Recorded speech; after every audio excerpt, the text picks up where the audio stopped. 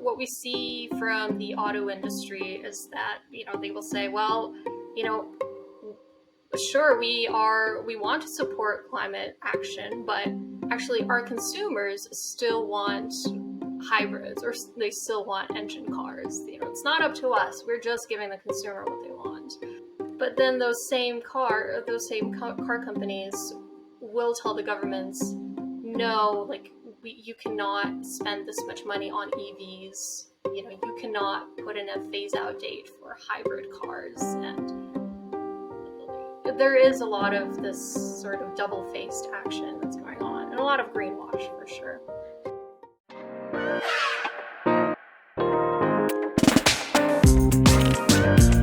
Hi everyone, welcome back to another episode of the Inside Japan podcast, which is sponsored by JobsinJapan.com, the best place on the internet to find your next job in Japan. Today I'm talking with Monica, who works as the Japan country manager of Influence Map, who generate climate change reports on businesses operating in Japan and around the world. We talk about nuclear energy, how Japanese companies respond to and lobby government on climate change guidance, and education and things we can do to help if we want to while living in Japan. I hope you find this conversation as useful and interesting as I did.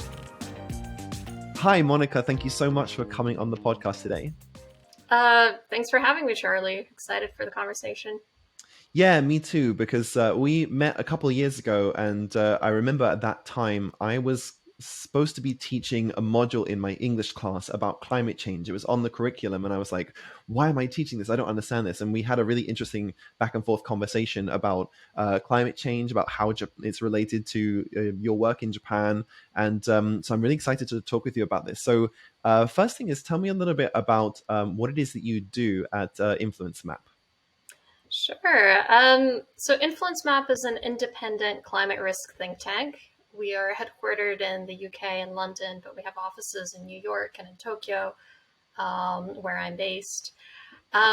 So specifically, we are kind of a watchdog, and we look at how companies and the financial sector are responding to climate change. And the main thing I wanted to share with you today was our work on looking at corporate influence of policy. So how are they lobbying? How are they advocating to governments on policies and regulations on climate? Interesting. How in Japan especially, I'm wondering how it's different from other countries, because it seems like, and looking at your website, that there are a lot of organizations that spend huge amounts of money lobbying government to sort of allow them to do the kind of things that they want to do. And of course, like every company is going to lobby for their interests. But I wonder, like, how is that in Japan? Because maybe Japan, I don't know if the political structure allows them to spend as much money lobbying as they might do in somewhere like the United States. How is it different here than it is in other countries? Yeah, great question. So maybe I could first explain how we do our research and the type of data that we look at. Yeah, that would be great. So I think generally when people hear lobbying, they imagine some behind the scenes, secret meetings, and they are probably happening, but we don't have access to that sort of data. We only look at what's publicly available. So what companies are saying on their website, on their social media, what they're saying to policymakers. So for example, METI and the Ministry of Environment will often have disclosed their committee notes and presentations. So we look at things like that, and also public statements by the CEO. In terms of what's different with other countries, maybe it's that companies individually in Japan, I think, are not as vocal as some of the other companies in, say, Europe. Although we do find a few, and I'm happy to kind of talk about those later on. But they're members of industry groups. So things like, Keidanren, or like sector associations for steel, autos, and so on. And these groups are very influential and very vocal. And, they will go to a government committee and, say this, for instance, this proposal to,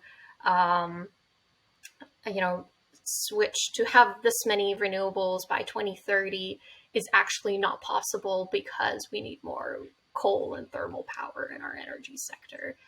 Um, but I would say that's also the case globally. And then another trend we're seeing is sectors that are going to be most impacted. So the ones that use a lot of energy and the ones that do emit a lot of CO2, they don't want to be regulated. So Hmm. it's heavy industry like again, steel, autos, LNG value chain. These guys are the most vocal and oppositional to any regulations that governments want to introduce.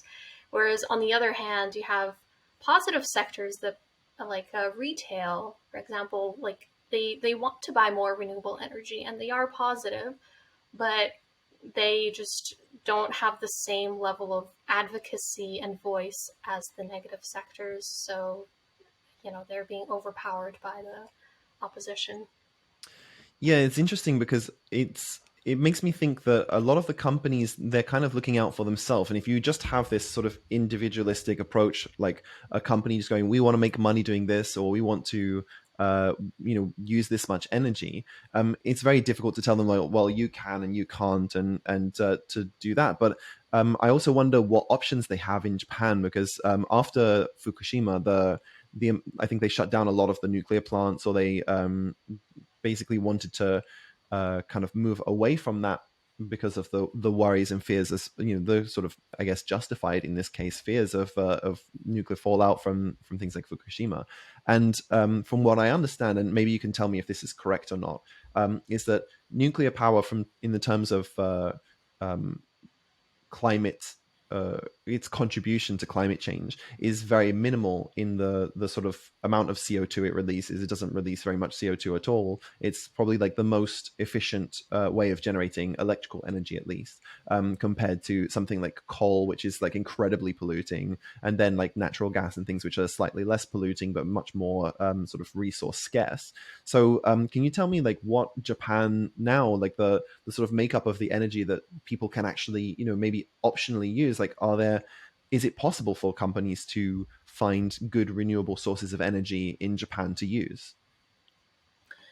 Yeah. So one of the main document that we use to benchmark our assessments is called the kind of the IPCC report. The United Nations IPCC body is a group of scientists and economists and experts from around the world, including many experts from Japan, and they release scientific guidance on what we need to do, the type of technologies needed to avoid the worst climate effects. And they also do talk about nuclear and the energy mix.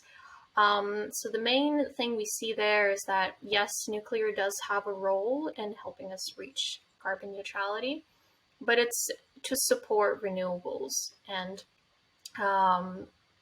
it should not be kind of the main energy source that we should rely on.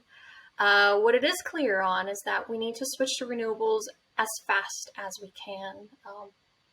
And of course, invest into infrastructure that does support it, because renewables are quite different from the big thermal power plants that we have been seeing for the past hundreds of years. So we need more investments into grid and batteries.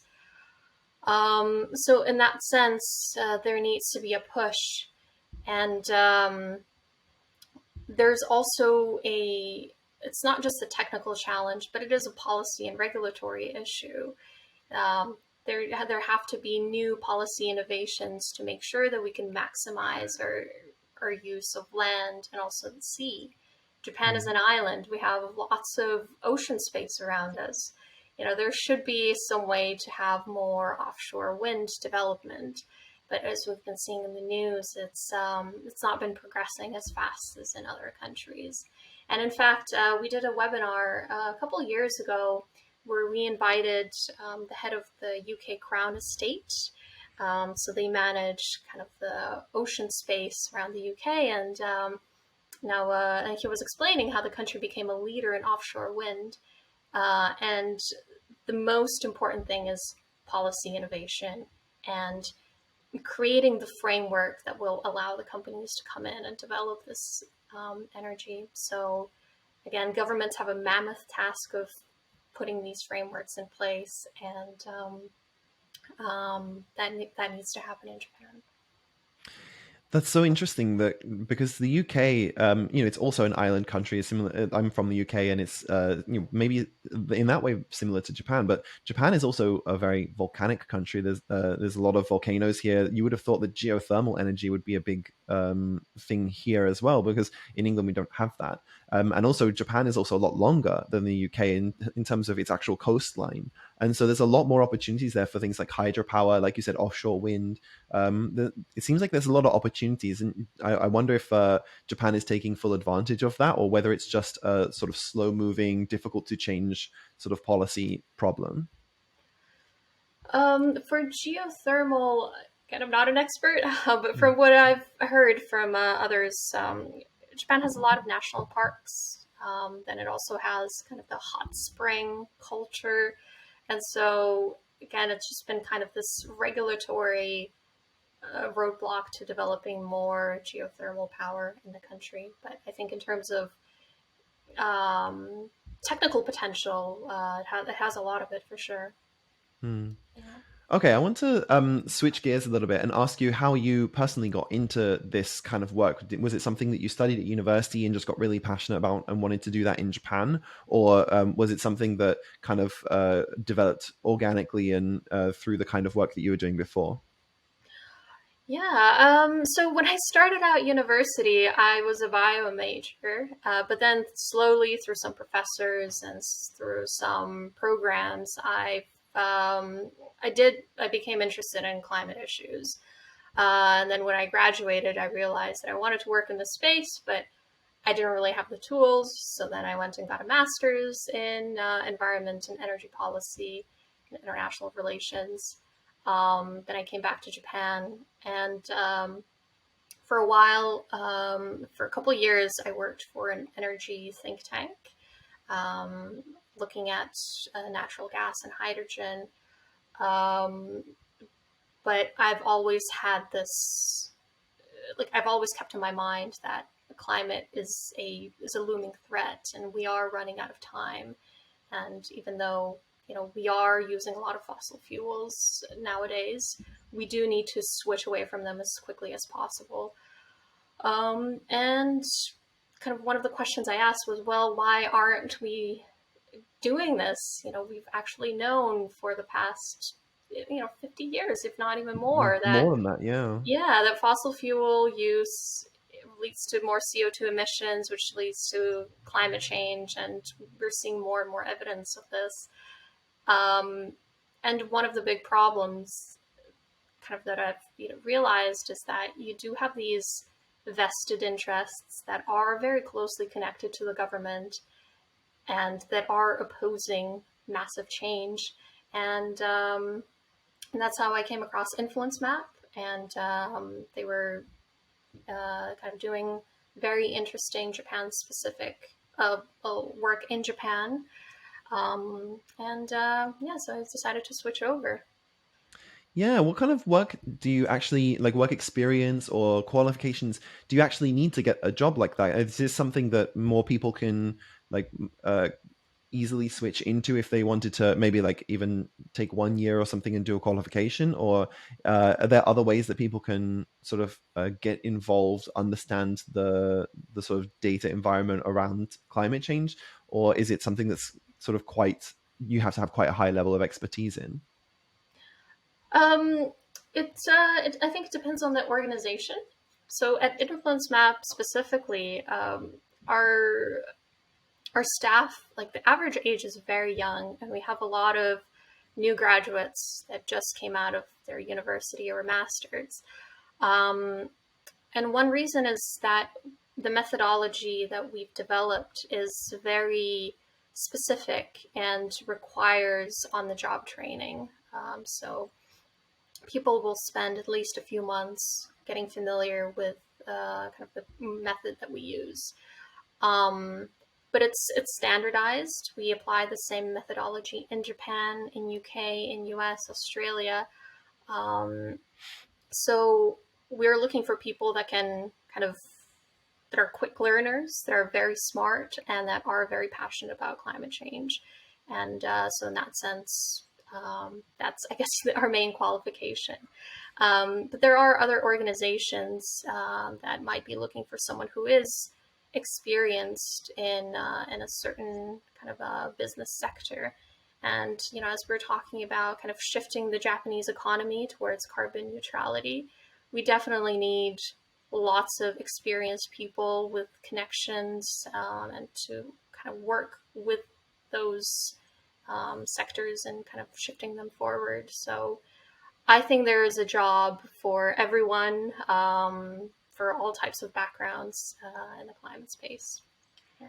Interesting. And where do Japanese companies, compared to, I guess, companies in other countries, where do they stand in regards to their sort of willingness and sort of ability to meet some of the sort of climate change agreements that maybe Japan has signed up to? I think from your website, I saw that there was a lot of talk about the Paris Climate Accords and how are companies sort of meeting that challenge. So, what are some of the difficulties that those companies are having in being able to sort of meet obligations or agreements that Japan has kind of signed up to, and also some of these companies have signed up to? They voluntarily said on their social media and on their websites and on their investor notes that they want to do this. Like, how well are they actually meeting those sort of obligations or commitments? Yeah, so there are, I would say, two types of companies. One type is, again, like the heavy industry that I've mentioned previously, that will publicly, support the Paris Agreement or carbon neutrality. But when you look at their detailed policy positions that they tell the government, they might be opposing a ramp up in renewables. They might be supporting prolonging coal use. They might be opposed to the um, specific regulations that must be put in place to transition. And then Mm. you have the companies that, like for example, Eon has said a couple of years ago that we need ambitious targets on GHG reductions or renewables, because that will help the companies make investments and to follow along. So they specifically said if the government can set a target and also concrete policies, the rest will follow along. So you do have those voices that are calling for more robust action. Yeah, to what extent, from a sort of, I guess, cynical perspective, to what extent are some companies sort of trying to ride the wave of like, oh yeah, like we're pro climate and we really want to do this, and then they're just like kind of pushing the ball down towards the government, saying it's all up to them, like we can't really do anything until they actually put the work in and make this happen. Um, I think there's quite a bit of ball pushing. So what we see from the auto industry is that they will say, well, you know, sure, we want to support climate action, but actually our consumers still want hybrids, or they still want Mm. engine cars. It's not up to us. We're just giving the consumer what they want. Um, the consumer, I think, just wants a way to move around. And so if the government can, build out a network of, for instance, electric charging stations, or make sure that electric cars are available and they're priced fairly, the consumer won't really care. But then those same car companies will tell the governments, no, like you cannot spend this much money on EVs. You cannot put in a phase out date for hybrid cars. And there is a lot of this sort of double faced action that's going on, and a lot of greenwash for sure. Mm. Um, my next question would probably be related to how we teach about this kind of stuff and how we understand, like, because personally, my knowledge of climate change is fairly limited. I think I understand a little bit from what I've learned in the media, but I don't know what to believe. And what was interesting was when I was talking to my students in the school about this. I think children, especially, are very sensitive to what's happening in the world around them as they're growing up, and I wonder if, to some extent, we also put a lot of pressure on them. Saying like, if this is going to be your generation's problem to solve. If we don't do something about this, it's going to it's going to be you who's going to be affected by it most. We're older, maybe we won't be as affected by it, and I wonder to what extent, like, how do we teach about this in a way that is kind of affirming, like, oh, this is a problem that we can solve. Like, it can sometimes feel very like this is something we can't do anything about. It's not going to we're not going to be able to solve this problem because there are so many people fighting against it. How do we teach about this in a way that's actually, like, uh I guess, affirming, that we actually think, okay, we actually can do something about this, and then maybe children don't have to feel so stressed out, like we're telling them that the world's going to end. Hmm. Yeah, that's I, I think I would also love to know the answer, and I think educators are they do have a strong role to play in this. I would agree that it's really not fair to say that it's the future generation's problem. Today we need to be taking action. The people who are in power right now need to be thinking about this and not waiting for future generations to take over. Um, I think change needs to happen at all levels. So, obviously, what we look at is how corporates are influencing government policy. And then we kind of give this information to investors. Well, in fact, we make it available to the public so anybody can use it. But those are the three key actors. Um, but definitely, kind of the society, sort of at the student level, at the level of just like regular people, there needs to be climate awareness and I think an interest in doing something, and other actions, big and small, that can be taken. So, at the very least, I think there needs to be more education about what sort of things are causing climate change, what sort of things will reduce our CO2 emissions. Um, I think there needs to be kind of an interest around this, and it can be quite daunting, to be honest. Mhm. As someone who works in the climate space, even I find the information to be overwhelming and difficult to process sometimes. But I think there's no action that is too small.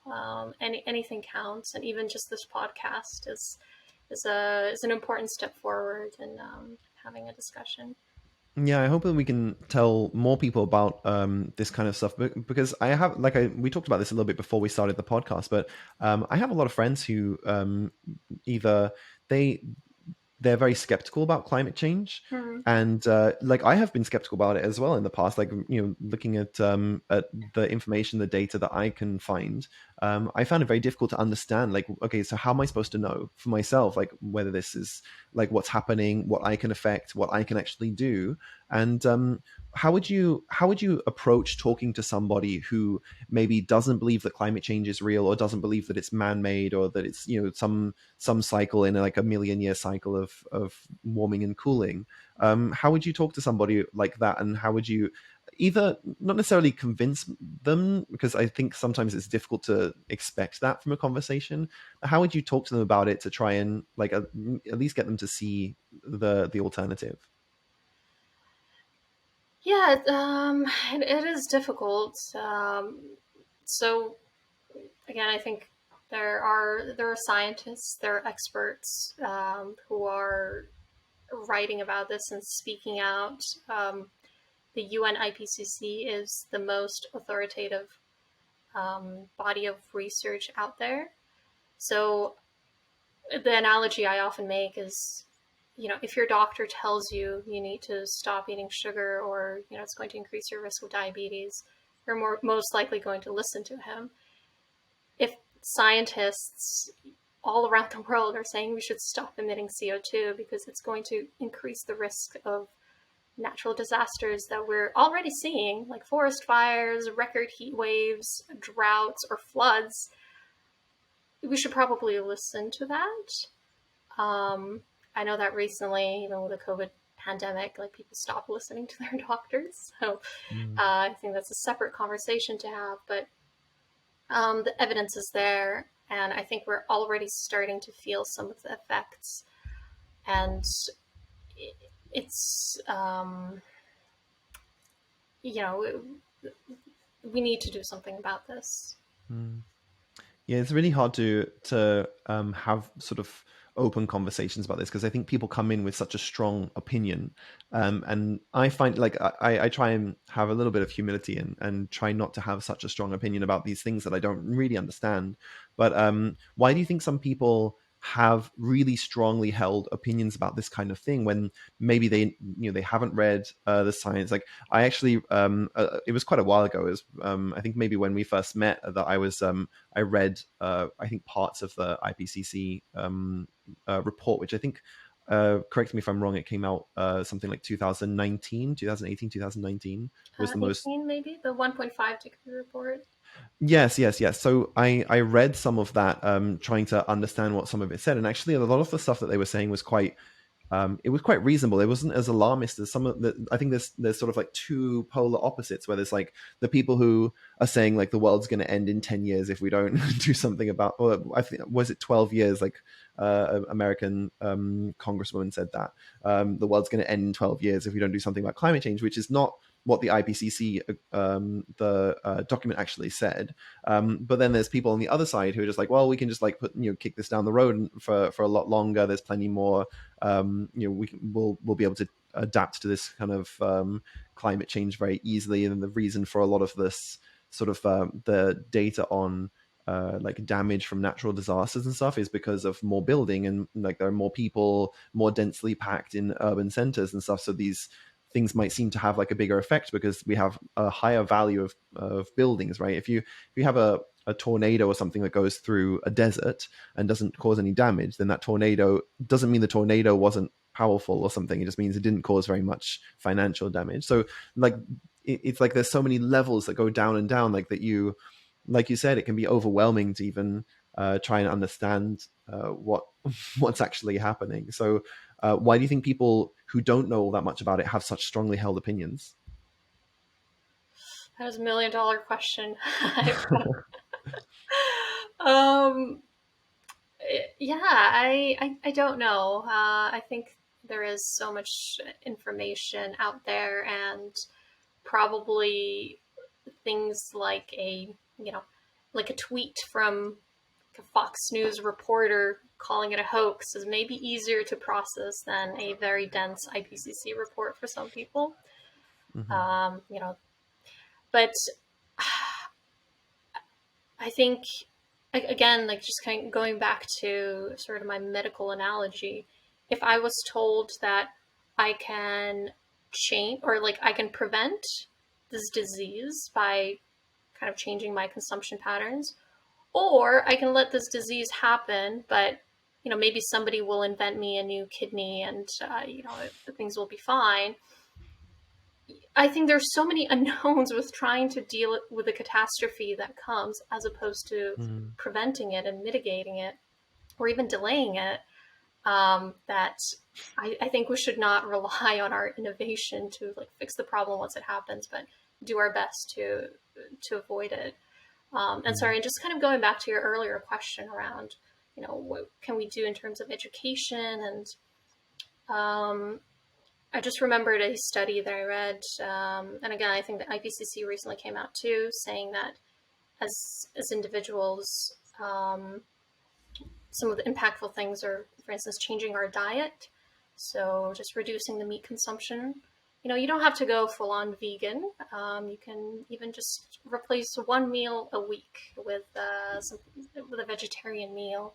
That will already be a step forward in the right direction. Reducing the number of flights that we take. I think as international people, as like I have family overseas, for instance, it is hard, but things like that can be done, or changing your electricity provider to the one that offers renewables or cleaner energy. And the biggest one, I think, is voting for politicians that have green agendas. Unfortunately, in Japan, climate issues and the energy transition has not been part of the mainstream political debate. Um, and I think it's because the constituents haven't been asking for it. So if there is more movement, if there is more social pressure, and politicians can see that that's something people will care about, they will start to think of their own platforms. So again, civil action, which needs to start with education. So yeah, things like that might be good first steps. Yeah, and I guess to finish up, I want to ask, like, not only what does the future of this look like in Japan, but what are some things that those of us maybe living here, especially foreigners who maybe I don't speak Japanese all that well. I can speak enough to get by and to do like sort of simple business and stuff, but I'm not a native speaker of Japanese, Yeah. and I can't vote here. What are some of the things that I can do that would at least like help a little bit in whatever small way that I can? What are some things I can do while living here? Yeah, it's again, like maybe if you do work for a company and there is an opportunity to start even like a volunteer initiative, or I think lots of companies will do benkyo guys. So like you could bring up climate change as one of the topics. Just like starting to have that discussion, I think is very, very important. Yeah. Yeah, excellent. Monica, I want to thank you so much for coming on the podcast and talking about this. I haven't really had much opportunity to speak to experts in this field, and we always get told like this is what the scientists believe, but it's good to actually be able to talk to somebody who understands this a lot better than me. So, thank you so much. And where can people find out more about the work that you do if they're interested in this? Thank you. We have a website called influencemap.org. We publish all of our reports and data is open source. So we just ask that you create a free account, but everything is publicly available. We have reports specifically on the Japanese kind of business sectors, and or please contact us and we'd be happy to arrange a meeting to explain in more detail. Thanks. Awesome. Thank you so much. And we'll leave a link to that in the description of this podcast. Thank you so much for talking with me today. Thank you so much, Charlie. If you enjoyed that episode and you like what we're doing with Inside Japan, please consider going to iTunes and giving us a 5-star rating and sharing this episode with a friend who you think it might be useful for. As always, a huge thank you to JobsinJapan.com for sponsoring this podcast. And if you're looking for our other episodes, you can find them there, and keep us in mind next time you're looking for work in Japan. Thanks so much for listening, and see you again soon.